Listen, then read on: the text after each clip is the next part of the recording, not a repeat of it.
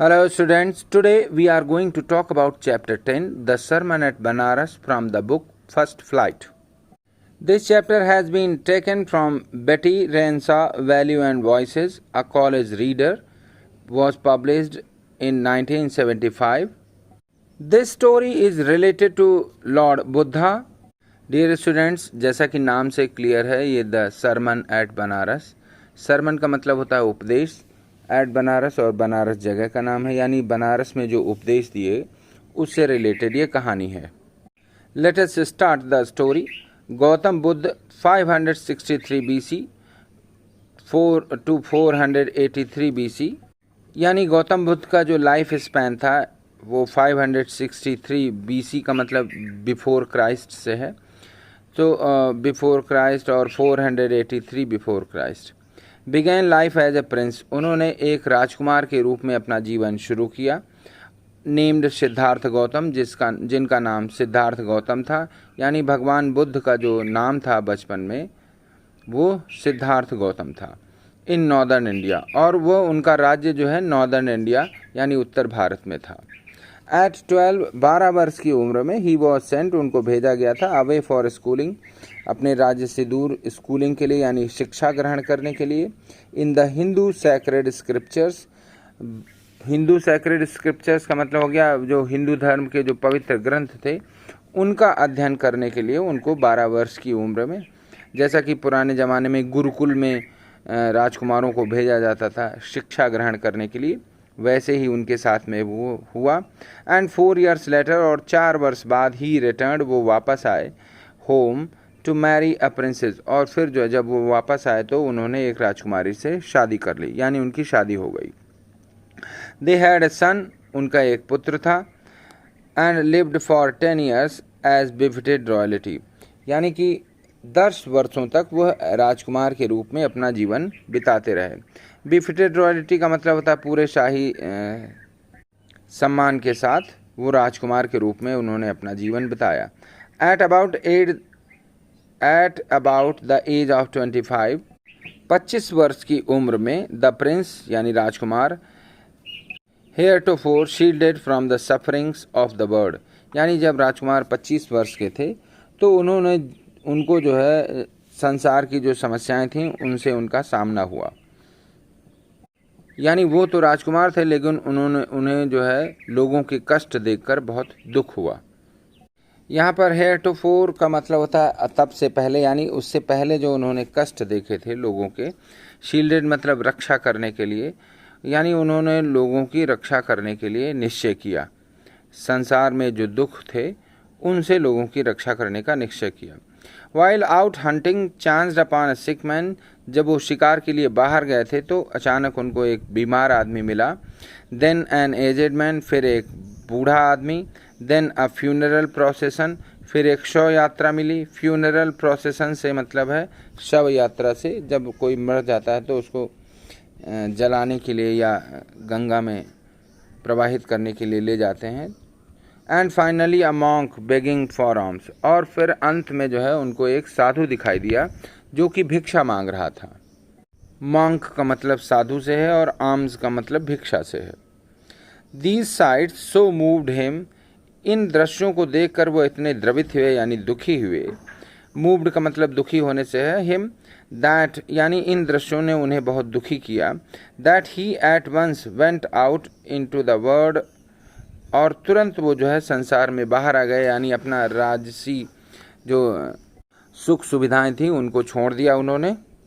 To seek enlightenment, और उन्होंने ज्ञान प्राप्त किया. सीक का मतलब खोजने से है, एनलाइटनमेंट का मतलब ज्ञान, दैवीय ज्ञान से है.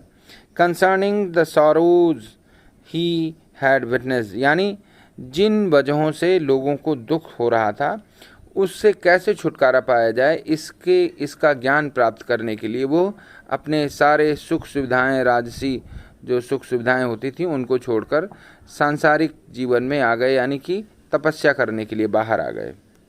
यहाँ विटनेस्ड का मतलब है जो उन्होंने देखा था. ही वॉन्डर्ड फॉर 7 years, वो 7 वर्ष तक इधर उधर भटकते रहे. वॉन्डर्ड का मतलब भटकने से इधर उधर. एंड फाइनली सैट डाउन, और अंततया जो है सैट डाउन अंडर ए पीपल ट्री, और फिर जो है लास्ट में वो एक पीपल के वृक्ष के नीचे बैठ गए. वेयर ही वोड टू स्टे, जहाँ उन्होंने प्रण किया कि वो वहीं बैठे रहेंगे. अनटिल एनलाइटनमेंट केम, जब तक उनको ज्ञान प्राप्त नहीं हो जाता तब तक वो वहीं बैठे रहेंगे. Enlightened after 7 days, he renamed the tree the Bodhi tree. और जब 7 दिनों के बाद उनको ज्ञान प्राप्त हुआ तो वो जिस वृक्ष के नीचे वो बैठे थे उसका नाम उन्होंने बोधि वृक्ष रख दिया. बोधि ट्री ऑफ विजडम, यानी बुद्धि का वृक्ष, ज्ञान का वृक्ष. एंड बिगैन टू टीच, और उन्होंने शिक्षा देना शुरू कर दिया. And to share his new understandings, और संसार के प्रति और जीवन के प्रति जो उनकी नई समझ विकसित हुई थी उसको उन्होंने लोगों को समझाना शुरू कर दिया. यानी अपने जो अनुभव थे उनको उन्होंने शेयर करना यानी बांटना शुरू कर दिया. At that point he became known as the Buddha, और इस वजह से उनको बुद्ध के नाम से जाना गया. द अवेकेंड और एनलाइटेंड, यानी कि बुद्ध जिसको ज्ञान प्राप्त हो गया हो या जिसको ये समझ में आ गया हो कि जीवन क्या है और उसके दुखों का क्या कारण है. अवेकेंड का मतलब जागृत से है, यानी मनुष्य जो जागृत हो जाए, यानी कि प्रकृति से उसका तादाद में स्थापित हो जाए, यानी उसको पता चल जाए कि जीवन क्या है और उसको सही तरीके से कैसे जिया जा सकता है. The Buddha preached his first sermon at the city of Banaras. Buddha ने अपना पहला उपदेश जो है बनारस शहर में दिया. प्रीच्ड का मतलब उपदेश देने से है, यानी जैसे कि सरमन और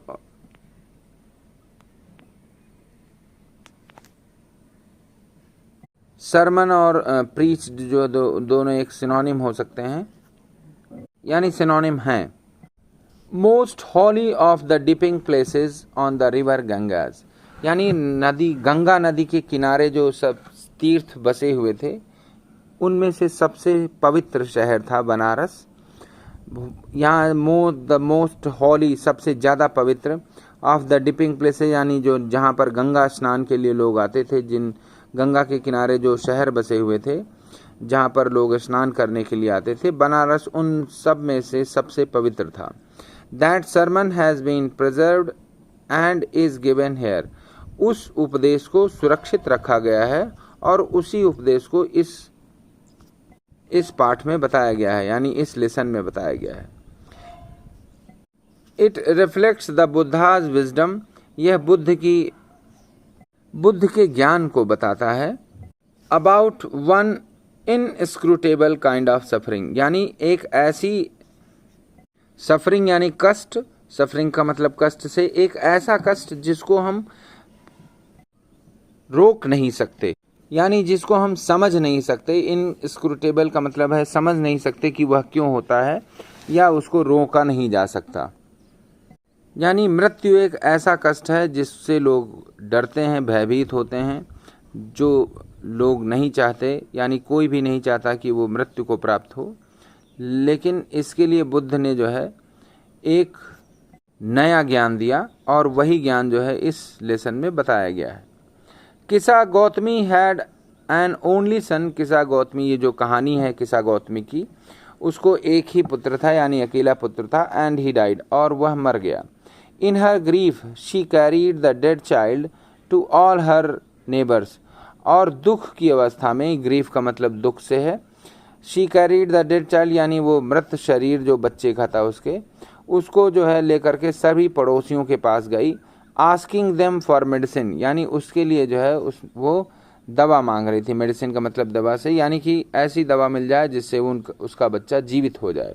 एंड पीपुल सेड, और लोगों ने कहा, she had lost her senses, कि यानी उसका जो है दिमाग खराब हो गया है, यानी कि उसकी बुद्धि काम करना बंद कर दी है. द बॉय इज डेड, यानी कि जो लड़का है वो मृत्यु को प्राप्त हो गया यानी मर गया है, और फिर भी वह उसको जिंदा करना चाहती है जो कि संभव नहीं है. एट लेंथ किसा गौतमी मेट अ मैन कुछ दूरी पर जो है किसा गौतमी एक ऐसे आदमी से मिली, met a man who replied to her request, जिसने उसकी प्रार्थना का उत्तर दिया, यानी कि उसकी शंका का समाधान किया। I cannot give thee medicine for thy child, दी का मतलब तुम्हें और दाई मतलब तुम्हारे।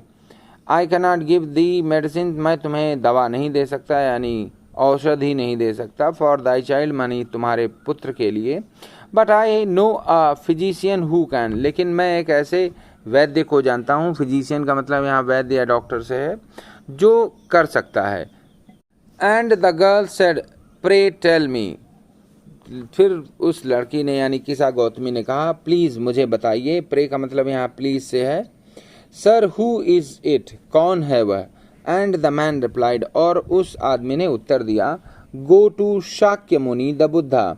शाक्य मुनि बुद्ध का एक और दूसरा नाम है शाक्य मुनि, और बुद्ध तो है ही फेमस नाम, उनका दूसरा नाम शाक्य मुनि भी। उसने कहा कि शाक्य मुनि यानी बुद्ध के पास जाओ। Kisa Gautami repaired to the Buddha and cried. Kisa Gautami repaired का मतलब यहाँ वेंट टू है, यानी उनके पास गई, to the Buddha and cried और रोई और चिल्लाई, लॉर्ड एंड मास्टर, हे प्रभु हे मालिक, गिव मी द मेडिसिन, मुझे वह दवा दो, that will cure my boy, जिससे मेरा पुत्र स्वस्थ हो जाएगा यानी जीवित हो उठेगा। द बुद्धा आंसर्ड, बुद्ध ने उत्तर दिया, I want a handful of mustard seed, मैं एक मुट्ठी जो है सरसों के दाने चाहता हूँ। यहाँ मस्टर्ड का मतलब सरसों से है और सीड में दाने होते हैं, एंड सीड मतलब बीज या दाने। And when the girl in her joy promised to procure it, और जब वो लड़की खुश हो गई, यानी कि जब उसको पता चला कि एक मुट्ठी सरसों के बीजों से उसका पुत्र जीवित हो जाएगा, तो वो बहुत खुश हो गई। एंड promised to procure, और उसने वादा किया कि वो लेकर आएगी। procure मतलब प्राप्त करने से है। द बुद्धा एडेड, लेकिन बुद्ध ने आगे कहा, the mustard seed must be taken from a house, यानी सरसों के जो बीज हैं वह उस घर से लिए जाने चाहिए, where no one has lost a child, जहाँ किसी का पुत्र मरा न हो। हस्बैंड पेरेंट आर फ्रेंड, यानी वहाँ उस परिवार में किसी का पति न मरा हो, किसी के माता पिता की मृत्यु न हुई हो, या किसी का मित्र या रिश्तेदार न मरा हो यानी मृत्यु न हुई हो। पुअर किसा गौतमी, यहाँ पुअर का मतलब बेचारी से है। Kisa Gautami now went from house to house, अब बेचारी किसा गौतमी एक घर से दूसरे घर घूमती रही। एंड द पीपुल पिटीड हर, और लोगों ने उसके ऊपर दया करी। एंड सेड, और कहा, यानी पिटीड का मतलब पिटी मीन्स दया करने से है। Here is mustard seed, take it, यह लो सरसों के दाने। बट when she asked, लेकिन जब उसने पूछा, did a son or daughter, a father or mother die in your family, क्या तुम्हारे परिवार में किसी पुत्र की या पुत्री की या पिता की या माँ की मृत्यु हुई है? They answered her, उन्होंने उसको उत्तर दिया, alas, अफसोस, the living are few, कुछ ही लोग जीवित बचे हैं, but the dead are many, लेकिन जो लोग मरे हैं उनकी बहुत ही ज़्यादा संख्या है। डू नॉट रिमाइंड अस, हमें याद मत दिलाओ, ऑफ आवर डीपेस्ट ग्रीफ, हमारे सबसे बड़े दुख को याद मत दिलाओ, यानी जब हमारे परिवार में जो माता पिता या भाई बहनों की मृत्यु हुई तो उस दुख को हमें याद मत दिलाओ। And there was no house, और ऐसा कोई भी घर नहीं था, but some beloved one had died in it, जहाँ किसी की प्रिय की मृत्यु न हुई हो। बट सम बेलवेड का मतलब प्रिय से है, प्रियजनों की मृत्यु न हुई हो। किसा Gautami became weary and hopeless, किसा गौतमी जगह जगह भटकने के बाद थक गई। वियरी का मतलब थकने से है, एंड होपलेस, और उसकी आशा जाती रही, यानी अब कोई आशा न रही कि कहीं किसी घर में ऐसा एक मुट्ठी सरसों के दाने मिल जाएं जहां किसी की मृत्यु न हुई हो। And sat down at the way side, और रास्ते में एक किनारे पर बैठ गई। Watching the lights off the city, यानी शहर से जो रोशनी आ रही थी उसको देखते हुए वो बैठ गई। एज दे फ्लिकर्ड अप, और जैसे वो झिलमिला रही थी, फ्लिकर अप का मतलब झिलमिलाने से है, एंड वर एक्सटिंग्विश्ड अगेन, और फिर वो बुझ जाती, यानी उन झिलमिलाती और बुझती हुई लाइटों को यानी प्रकाश को देखती रही वो। At last the darkness of the night rained everywhere, और फिर अंत में रात का घोर अंधेरा सब जगह छा गया। रेन्ड का मतलब होता है छा जाने से है। रेन का मतलब शासन करने से, यानी कि हर जगह अंधेरे का शासन हो गया। And she considered the fate of man, और फिर उसे मनुष्यों के भाग्य का पता चला, यानी उनके साथ अंत में क्या होता है उस चीज का ज्ञान हुआ। That their lives flicker up, यानी उनका जीवन जो है कुछ समय तक रहता है, एंड आर एक्सटिंग्विश्ड अगेन, और फिर कुछ समय बाद जीवन समाप्त हो जाता है, यानी दिया जो है कुछ समय तक जलता है फिर उसके बाद बुझ जाता है। ऐसे ही मनुष्यों का जीवन भी है। And she thought to herself, और फिर उसने विचार किया यानी स्वयं में सोचा, how selfish am I in my grief, मैं अपने दुख की वजह से कितनी स्वार्थी हो गई हूँ। Death is common to all, हर मृत्यु को यानी हर व्यक्ति को मृत्यु आती है। Death is common to all, यानी कि मृत्यु सब के लिए है। Yet in this valley of dissolution, फिर भी इस दुख से भरी जगह में, यहाँ वैली ऑफ डिसोल्यूशन का मतलब दुख से भरा हुआ स्थान। There is a path that leads him to immortality, यानी एक ऐसा भी रास्ता है जो अमरता की ओर ले जाता है। इमॉर्टेलिटी का मतलब अमरता से, मॉर्टल मतलब जो मृत्यु को प्राप्त हो, और इमॉर्टल का मतलब जो अमर हो जाए। Who has surrendered all selfishness, यानी जिसने अपनी सभी स्वार्थों को त्याग दिया वह अमरता की ओर जा सकता है। यानी कि जो व्यक्ति अपने सभी स्वार्थों से मुक्त हो जाए वह जो है सुखी जीवन बिता सकता है। The Buddha said, the life of mortals in this world is troubled, यानी जो मनुष्य हैं इस धरती पर उन सब के जीवन में कष्ट है। एंड ब्रीफ, और उनका जीवन संक्षिप्त है, यानी कि थोड़े समय के लिए है। ब्रीफ का मतलब शॉर्ट लाइफ से है।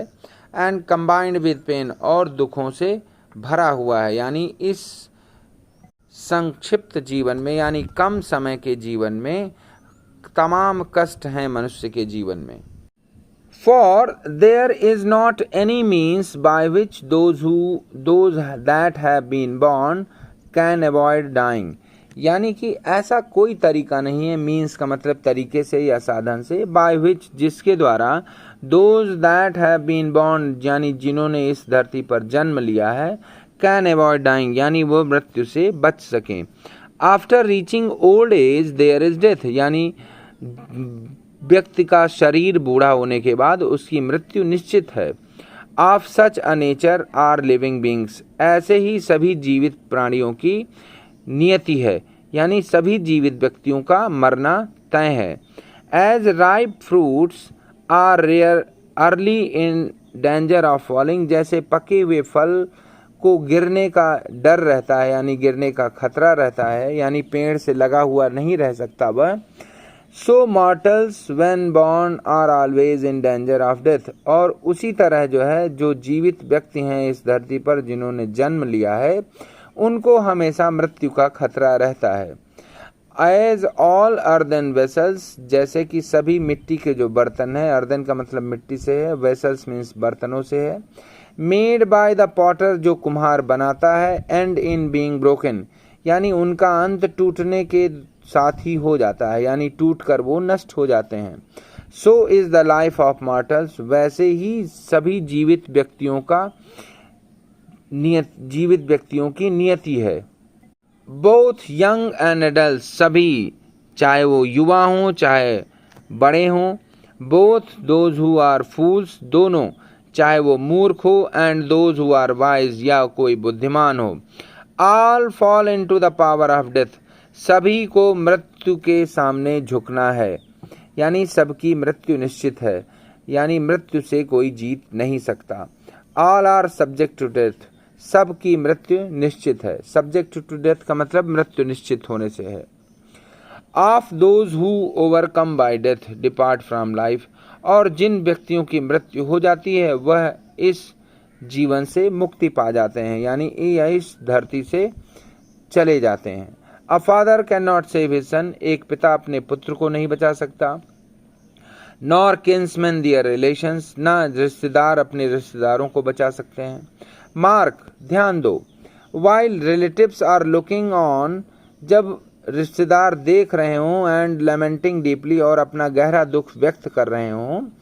लेमेंटिंग डीपली का मतलब गहरा दुख व्यक्त करने से है, यानी विलाप कर रहे हों।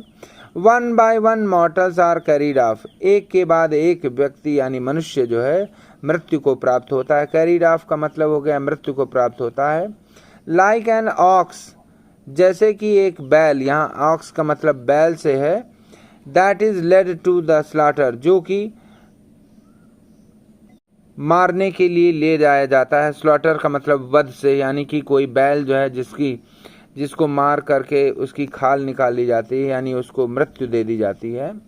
So the world is afflicted with death and decay, इसी तरह पूरा संसार ग्रस्त है मृत्यु से और नष्ट होने से, यानी कि जो भी चीज इस धरती पर आई है उसका नष्ट होना तय है, यानी उसकी मृत्यु निश्चित है। डिके का मतलब नष्ट होने से है। देयरफॉर, इस वजह से, the wise do not grieve, जो बुद्धिमान व्यक्ति हैं वो दुख व्यक्त नहीं करते, यानी दुखी नहीं होते। ग्रीव का मतलब दुखी होने से। Knowing the terms of the world, क्योंकि उनको संसार की नियमों का पता है, यानी कि जो इस संसार में आया है उसकी मृत्यु निश्चित है, और बुद्धिमान लोग इस बात को जानते हैं। इस वजह से वह दुखी नहीं होते अपने किसी प्रियजन की मृत्यु पर।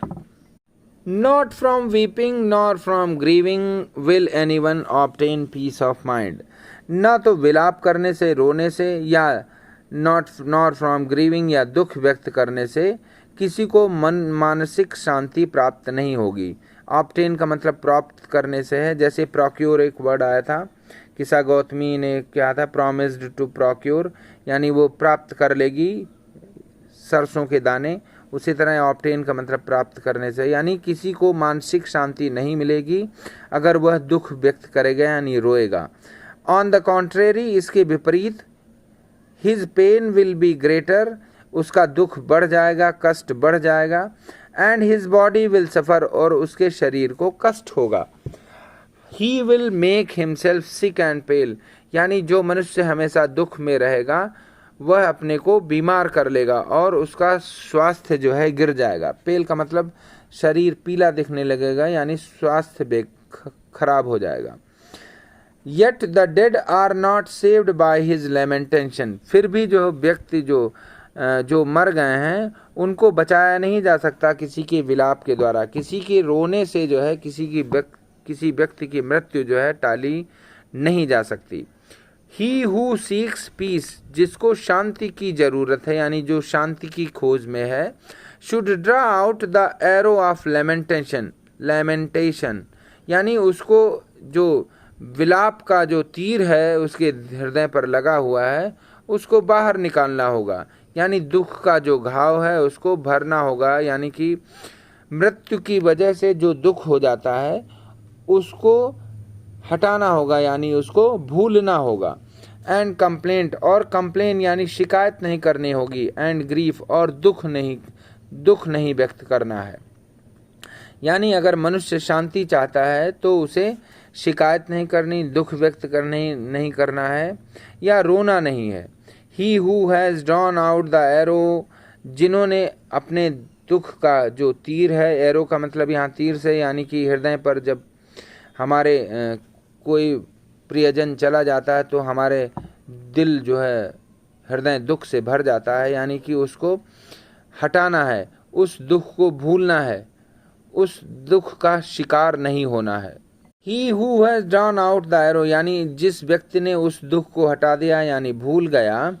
एंड हैज़ बिकम कंपोज्ड, और जो शांत हो गया, यानी कंपोज्ड का मतलब शांत से है, will obtain peace of mind, उसको मानसिक शांति प्राप्त होगी। He who has overcome all sorrows, जो सभी कष्टों से दूर हो जाए यानी दुखों से ऊपर उठ जाए, will become free from sorrow, वह दुखों से मुक्त हो जाएगा, एंड बी ब्लेस्ड, और उसको ईश्वर का आशीर्वाद प्राप्त होगा। यहाँ गौतम बुद्ध कह रहे हैं कि जो दुखों से उबरने का तरीका जान गया, यानी दुखों से मुक्ति पाने का, कष्टों से मुक्ति पाने का तरीका जान गया, वह जो है दुखों को जीत सकता है और उसे ही ईश्वर का आशीर्वाद प्राप्त होगा। Students, this was the explanation of the chapter The Sermon at Banaras. I hope you would have a greater understanding of the lesson and would be able to answer all the questions. Thank you for listening to me. At the last, I would like to request you all to please share, subscribe and like the channel, and must give your comments. Thank you once again.